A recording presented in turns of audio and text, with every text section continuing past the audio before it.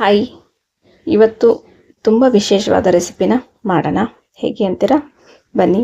ತುಂಬ ಸುಲಭವಾಗಿ ಪನ್ನೀರ್ ರೈಸ್ ಕ್ವಿಕ್ಕಾಗಿ ಈಸಿಯಾಗಿ ಮಾಡ್ತಕ್ಕಂಥ ಈ ರೆಸಿಪಿನ ನಾನು ಸ್ಪೆಷಲಿ ಬ್ಯಾಚುಲರ್ಸು, ಬಿಗಿನರ್ಸು ಅವರಿಗೋಸ್ಕರ ಈ ರೆಸಿಪಿನ ಮಾಡಿದ್ದೀನಿ.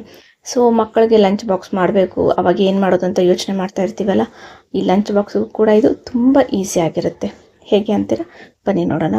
ಇಲ್ಲಿ ನೋಡಿ, ತುಂಬ ಸಿಂಪಲ್ಲಾಗಿ 5ರಿಂದ 6 ಬೆಳ್ಳುಳ್ಳಿ ಹೆಸರನ್ನ ತೊಗೊಂಡು ಇದನ್ನ ನೀಟಾಗಿ ನಾವು ಸಿಪ್ಪೆನ ಬಿಡಿಸ್ಕೊಂಡು ಕ್ರಷ್ ಮಾಡ್ಕೊಬೇಕು.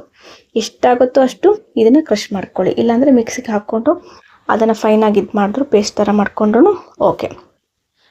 ಇಲ್ಲಿ 200 ಗ್ರಾಮ್ ಅಷ್ಟು ಪನ್ನೀರನ್ನ ತೊಗೊಂಡಿದ್ದೀನಿ. ಇದರಲ್ಲಿ ಹಾಫ್ ಮಾತ್ರ ನಾನು ಯೂಸ್ ಮಾಡ್ತೀನಿ.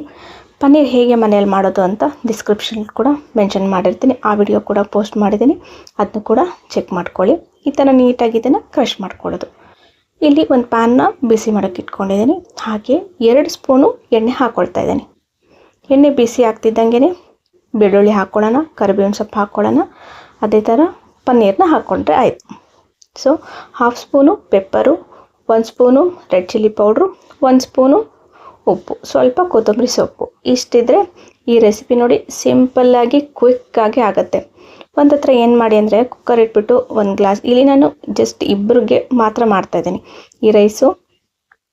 ಇಬ್ಬರಿಗೆ ಲಂಚ್ ಬಾಕ್ಸ್ಗೆ ಇಲ್ಲ ಇಬ್ಬರಿಗೆ ಡಿನ್ನರ್ಗೆ ಸರಿ ಹೋಗುತ್ತೆ, ಅಷ್ಟು ನಾನು ಕ್ವಾಂಟಿಟಿ ಇಲ್ಲಿ ತೋರಿಸ್ತಾ ಇದ್ದೀನಿ. ನಿಮಗೆ ಏನಾದರೂ ಎಕ್ಸ್ಟ್ರಾ ಬೇಕಂದರೆ ಇದನ್ನು ಜಾಸ್ತಿ ಕ್ವಾಂಟಿಟಿನ ಜಾಸ್ತಿ ಮಾಡ್ಕೊಳ್ಳಿ.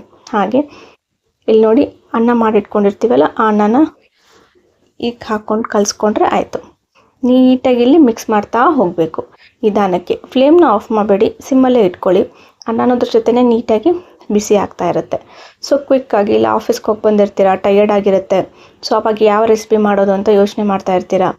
ಸೊ ತುಂಬ ಚೆನ್ನಾಗೂ ಇರುತ್ತೆ ತಿನ್ನೋಕ್ಕೆ, ಹಾಗೆ ಕ್ವಿಕ್ಕಾಗಿ ಕೂಡ ಆಗುತ್ತೆ. ನೋಡಿ, ಮೇಲ್ಗಡೆ ಕೊತ್ತಂಬರಿ ಸೊಪ್ಪು ಹಾಕಿದ್ರೆ ಮುಗೀತು. ಈ ರೆಸಿಪಿ ಇಷ್ಟು ಸುಲಭವಾಗಿ ನಾವು ಮನೆಯಲ್ಲೇ ಮಾಡ್ಬೋದು. ಹೋಪ್ ಈ ರೆಸಿಪಿ ನಿಮಗೆ ಇಷ್ಟ ಆಗಿದೆ ಅಂತ ಅಂದ್ಕೊಳ್ತೀನಿ. ಲೈಕ್ ಮಾಡಿ, ಕಮೆಂಟ್ ಮಾಡಿ, ಶೇರ್ ಮಾಡಿ. ಇನ್ನು ಹೀಗೆ ನಾನು ಲಂಚ್ ರೆಸಿಪಿ ಹಾಗೆ ಡಿನ್ನರ್ ರೆಸಿಪಿನ ಪೋಸ್ಟ್ ಮಾಡ್ತಾ ಇರ್ತೀನಿ. Thank you. ಮತ್ತೆ ಸಿಗೋಣ ನೆಕ್ಸ್ಟ್ ವಿಡಿಯೋದಲ್ಲಿ.